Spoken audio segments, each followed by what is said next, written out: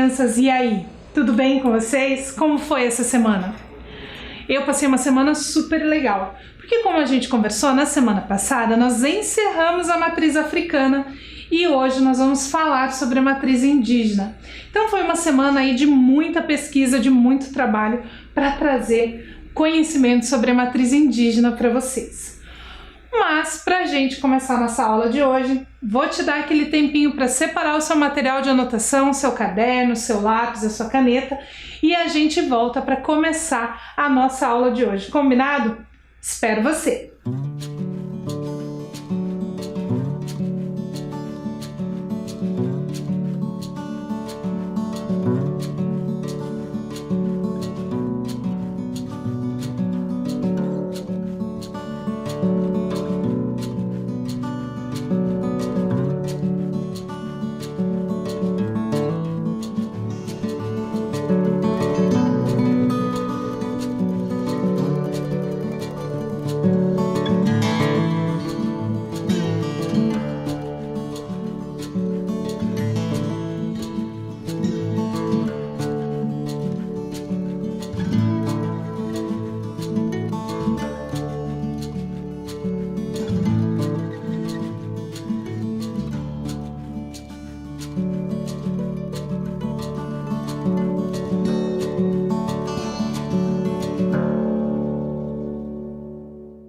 Na semana passada, então, nós encerramos a nossa conversa sobre as organizações religiosas de matriz africana. Nós vimos na semana passada várias religiões de matriz africana que se formaram aqui no Brasil, que se organizaram aqui e se desenvolveram em vários estados. E hoje nós vamos começar a falar sobre a matriz indígena. Mas antes da gente falar sobre matriz indígena, é importante a gente ressaltar alguns pontos. Primeiro, a gente precisa entender que dentro da matriz indígena nós temos inúmeras comunidades e que cada comunidade vai se organizar, vai ter a sua cultura, a sua língua e a sua religiosidade, a sua espiritualidade desenvolvidas de uma forma. Então vamos acompanhar a leitura da próxima tela? Lê lá comigo. De acordo com um estudo realizado em 2018 pelo Instituto Socioambiental, existem atualmente 256 povos indígenas no Brasil. É um número bastante grande, porém muito pequeno se nós pensarmos em quantos povos tinha vivendo aqui no Brasil na época em que os europeus chegaram aqui. Então vamos ler o próximo trecho? Estima-se que na época da chegada dos europeus fossem mais de 1000 povos, somando entre 2 e 4 milhões de pessoas. Atualmente encontramos no território brasileiro 256 povos falantes de mais de 150 línguas diferentes. Então a gente observando aí que quando os europeus chegaram havia mais de 1000 e hoje só são 256, já não parece mais tanto, não é? Agora parece ser bem pouquinho. Alguns povos foram extintos pelo processo de colonização. Outros acabaram se juntando e formando novas comunidades. Vamos acompanhar a leitura da próxima tela? Essas comunidades integram o acervo de quase 7.000 línguas faladas no mundo contemporâneo. Antes da chegada dos portugueses, contudo, só no Brasil esse número devia ser próximo de 1000. Então, se a gente pensar que hoje se fala no mundo aproximadamente 7.000 línguas, mas que lá em 1500, só aqui no Brasil, eram mais de 1000 línguas indígenas, a gente perdeu muito dessa cultura. Mas, com muito estudo, nós conseguimos trazer um pouquinho desse conhecimento, um pouquinho dessa cultura para as nossas aulas, para compreender como que esses povos se organizavam e como eles se organizam hoje. E para a gente falar um pouquinho da questão da religiosidade, eu trouxe um vídeo para você que mostra um pouquinho da relação do indígena com a natureza e como essa relação desenvolve a sua espiritualidade. Presta atenção lá nesse vídeo.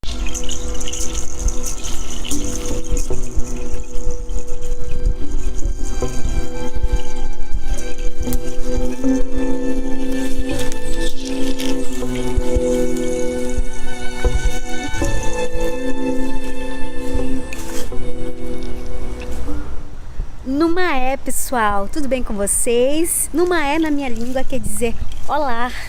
Eu me chamo Veena e no vídeo de hoje vamos falar sobre a relação do indígena ao meio da natureza. O que ela significa para nós indígenas. Falar sobre a natureza é falar da nossa essência, é falar de nós. A mata, as folhas, a natureza, o vento, a chuva, ela é sagrada. Tudo é sagrado. Na minha língua chama-se Utum. Tudo é sagrado. A natureza e o indígena é o conjunto de harmonia. O indígena não vive sem a natureza, sem o rio. A terra tem vida. Ela chora quando ela é destruída. E nós, indígenas, somos conhecidos como os guardiões da floresta, dos rios, da mata. Sou índia e eu defendo a minha essência e minha espiritualidade com essa mãe natureza. É a vida. Sem a mata, sem a floresta, sem os rios, sem os animais, nós não somos nada. Espero que vocês tenham a mesma sensibilidade, o mesmo cuidar com a natureza. Quando você respira no meio da natureza, você respira o ar puro e harmonia com os animais, os macacos que estão descendo, os pássaros que voam. Você tem, eles descem quando ouvem a minha voz. É assim, é a vida na mata. Essa essência, essa espiritualidade, essa energia contagiante que nós temos aqui, muito íntima. Nós vimos então que essa religiosidade, essa espiritualidade indígena se desenvolve a partir da relação com a natureza. Vamos ler esse trecho do texto? A religião indígena, baseada em conjuntos de mitos sobre seres espirituais, é variada. Entretanto, é comum a crença em entidades espirituais que habitam o mundo material. Esse texto é super importante, então eu vou pedir para você copiar ele no seu caderno, combinado? Eu espero você!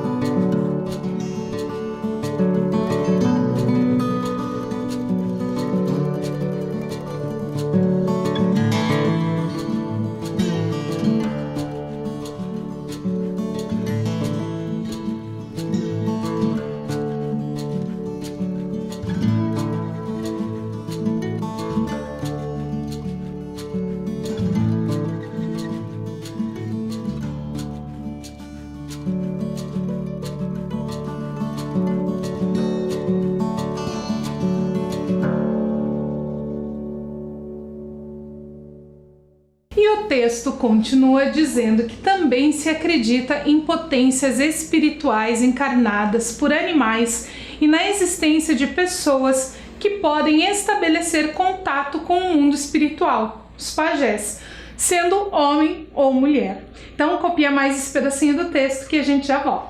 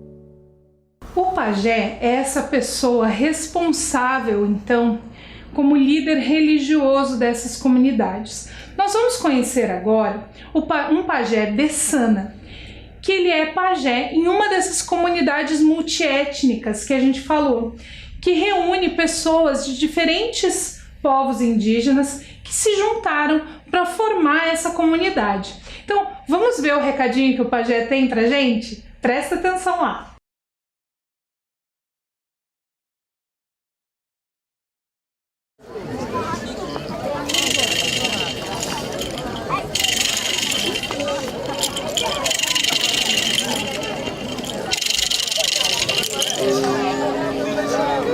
Então esse bastão que chama bastão sagrado ritual, com esse bastão que o nosso Deus chama Boreka, antes de ele demarcar nossa área indígena, que ele marcou com esse bastão bem encostado, sul, norte, leste, oeste, 4 cantos.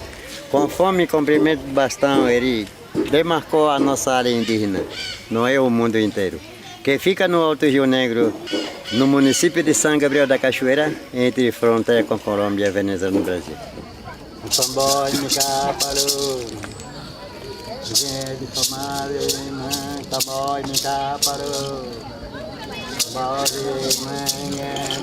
Depois de demarcar nossa área indígena, criar o mundo indígena, o nosso Deus, ele deixou tudo legalizado e depois juntou todos os indígenas do Alto Rio Negro. Nós somos 26 etnias indígenas diferentes do Alto Rio Negro. Somos Dessanos, Tucanos, Tujuca, Piratapuia, Guananos, Baraçana, Iepamaçã, Tatuí, etc. Toda essa gente começaram a dançar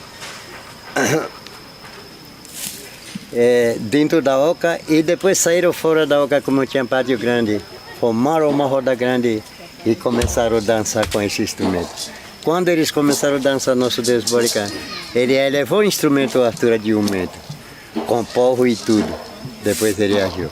No meio da roda, nosso Deus subiu para o céu. Assim finalizou, depois da criação do mundo indígena, a nossa área indígena. A religiosidade indígena, para além da espiritualidade, também é uma forma de manutenção e resistência da cultura indígena no Brasil. No processo de colonização, principalmente no processo de evangelização dos povos indígenas, muito da cultura se perdeu. Quando eles passaram então por esse processo de colonização, esse processo de aculturação, de desenvolver também nos grupos indígenas os hábitos dos colonizadores, muito dessa cultura se perdeu. E isso se perde, inclusive, dentro dessa mudança de religiosidade. Manter a religiosidade e a espiritualidade indígena, então, é uma forma de resistência dessa cultura. E conhecer essas histórias, essa mitologia indígena, nos permite chegar um pouquinho mais perto dessa cultura e compreender melhor a forma de ser e de pensar dos povos indígenas. E essa religiosidade também está muito ligada à questão da preservação do meio ambiente. A partir do momento que os espíritos estão diretamente ligados à natureza, a ideia de preservação é muito mais presente no cotidiano desses povos. Por isso, preservar a religiosidade indígena também é um meio de preservar o meio ambiente e a natureza. Mas agora que nós conhecemos um pouquinho da religiosidade indígena, eu quero convidar você para uma reflexão. Nós falamos aqui sobre a matriz religiosa ocidental, oriental, africana e indígena. Nós vimos essas 4 formas de se organizar enquanto religião. E pensando agora no nosso planeta, nós temos aproximadamente 7,8 bilhões de pessoas vivendo no mundo hoje. Será que todas essas pessoas fazem parte de alguma organização religiosa? Será que todas elas têm uma religião? Você consegue pensar sobre isso? Imagina aí, 7,8 bilhões de pessoas. É muita gente. E não, nem todos eles fazem parte de alguma organização religiosa. De acordo com o censo, o último censo do IBGE no Brasil, 8% da população brasileira afirma não ter religião. Porém, algumas dessas pessoas, mesmo não professando uma fé, dizem que acreditam em alguma coisa, em algum ser superior, em algum espírito, em algum Deus. Mas não frequentam nenhuma organização religiosa. Mas entre esses 8%, além dos que acreditam em alguma força superior, mas não fazem parte de nenhuma organização religiosa, nós temos aqueles que não acreditam em nenhuma força superior ou sobrenatural. Eles são conhecidos como ateus e agnósticos. Mas você sabe o que são ateus e agnósticos? Você sabe a diferença entre ateísmo e agnosticismo? Se você não sabe a diferença, presta atenção nesse vídeo que eu trouxe para a gente entender a diferença entre ateísmo e agnosticismo. Qual a diferença entre ateu e agnóstico? A diferença principal entre o ateísmo e o agnosticismo é que o ateu ele não acredita na existência de deuses. Para o ateu, a religião está no mesmo nível das fábulas, uma história inventada para dar esperança aos fracos.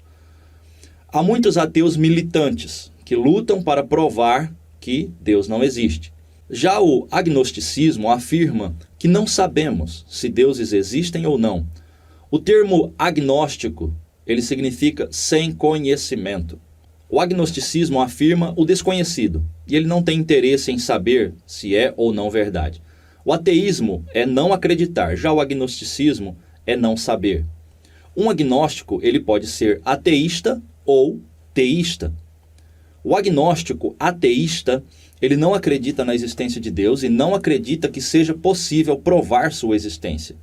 Já o agnóstico teísta, ele vê a possibilidade de Deus existir, mas que é impossível provar sua existência e é impossível saber quem ele é. Alguns agnósticos são indiferentes ao assunto. Eles não se importam com a discussão. Para eles, a existência ou não existência de Deus é irrelevante. Em resumo, um agnóstico é alguém que não consegue definir no que acreditar, pois não há conhecimento suficiente para confirmar ou rejeitar a ideia da existência de Deus.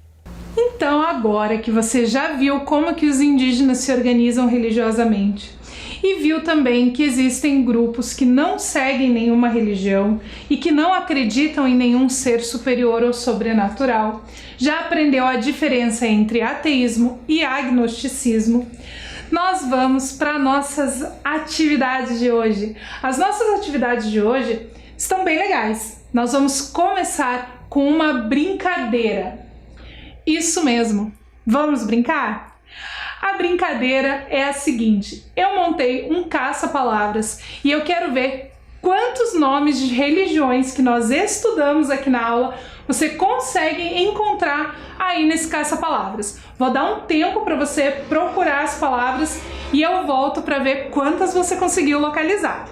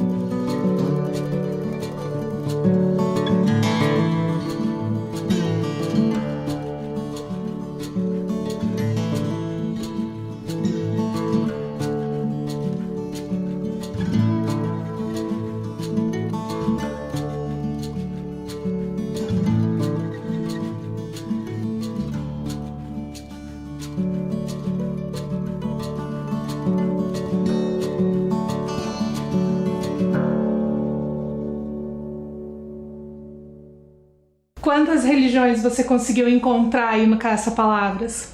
Vamos ver quais estavam presentes? Olha lá nessa tela. Nós tínhamos ali ateísmo, budismo, candomblé, catolicismo, islamismo, pentecostalismo, protestantismo, umbanda, vaishnavismo e shintoísmo. Todas essas estavam ali no caça-palavras. Quantas você conseguiu encontrar? Fiquei bem curiosa para saber quais você encontrou e quantas foram. Mas agora, para você não esquecer tudo isso que nós trabalhamos, eu trouxe um poema muito legal sobre religião, sobre diversidade religiosa. E esse poema, além dele ser muito legal e muito bonito, ele tem uma questão muito especial. Quem escreveu esse poema foi a professora Diná, e a professora Diná foi uma das pessoas que me ensinou a ser professora de ensino religioso. Muito do que eu sei e que eu falo para vocês hoje foi ela quem me ensinou nos cursos, nas formações e nas nossas conversas. Então esse poema ele é muito especial pelo seu conteúdo e também pela pessoa que escreveu. Por isso eu vou pedir para você copiar e ilustrar o poema. Para começar, copia lá o enunciado da sua atividade.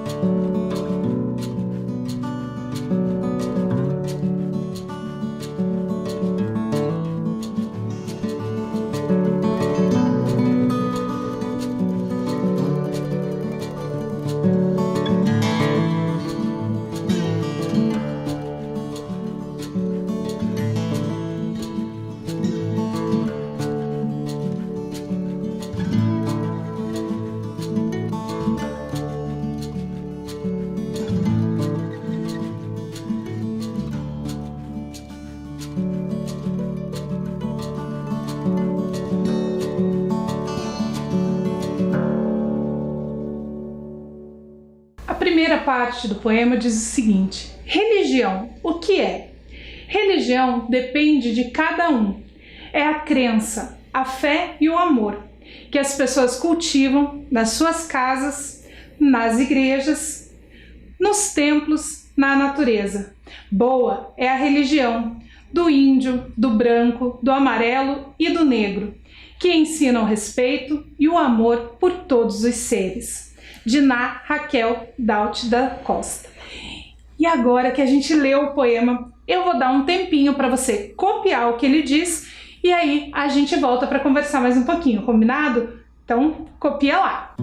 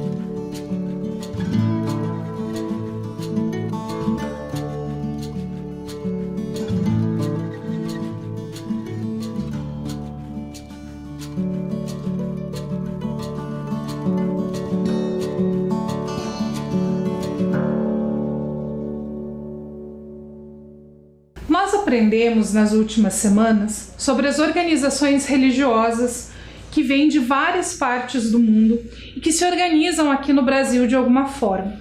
Nós vimos a religião de matriz ocidental, quando nós estudamos lá o cristianismo, o protestantismo, o catolicismo, o judaísmo. Nós vimos a matriz oriental, falando do budismo, do shintoísmo, do hinduísmo. Falamos da matriz africana, onde nós estudamos o candomblé, a umbanda e várias outras religiões. Hoje nós vimos sobre os indígenas e lembramos também daqueles que não possuem nenhuma crença religiosa.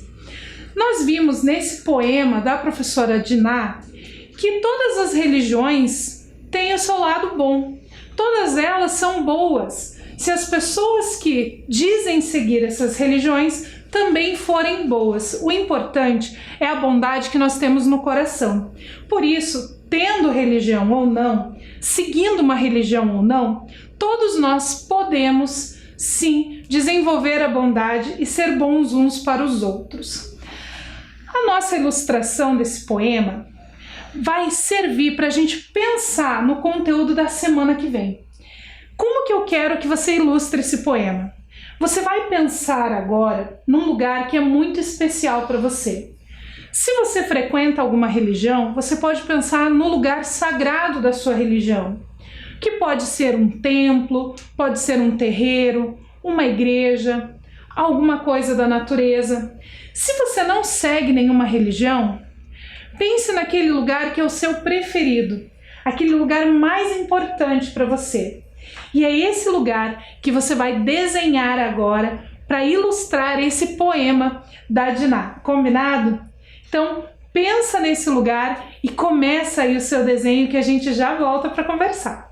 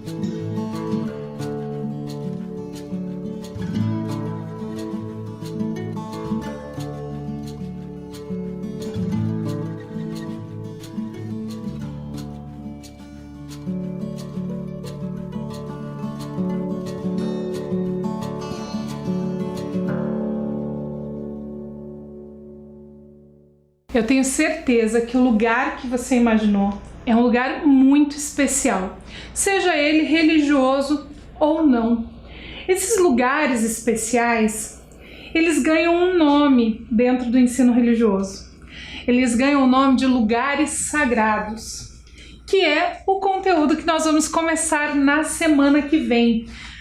Durante as últimas semanas, quando nós trabalhamos com organizações religiosas, vocês viram como que nós organizamos as aulas, né? Nós trabalhamos um pouquinho de matriz ocidental numa aula, na outra aula nós falamos da matriz oriental, na outra africana e na outra indígena. Para as aulas sobre lugares sagrados, a gente vai fazer uma divisão um pouquinho parecida. Mas primeiro nós vamos falar sobre lugares sagrados naturais. Que será que isso quer dizer? Eu vou deixar você essa semana com esse gostinho, né, de curiosidade, pensando no que será que são lugares sagrados naturais. Na semana que vem, a gente volta então para falar sobre esses lugares sagrados naturais do Brasil e do mundo. Quantos lugares sagrados naturais será que existem e que as pessoas se remetem a eles como sagrados, como esses espaços dedicados à religiosidade? Eu tenho certeza que você vai se surpreender com a quantidade de lugares sagrados naturais que existem no mundo, das mais diferentes matrizes. Na semana que vem, a gente volta então para falar desses lugares sagrados, combinado? Então, fiquem bem, lembrem de lavar muito bem as mãos, tomar bastante água e na semana que vem a gente volta para falar mais da diversidade religiosa desse nosso planetinha. Fiquem bem e até lá!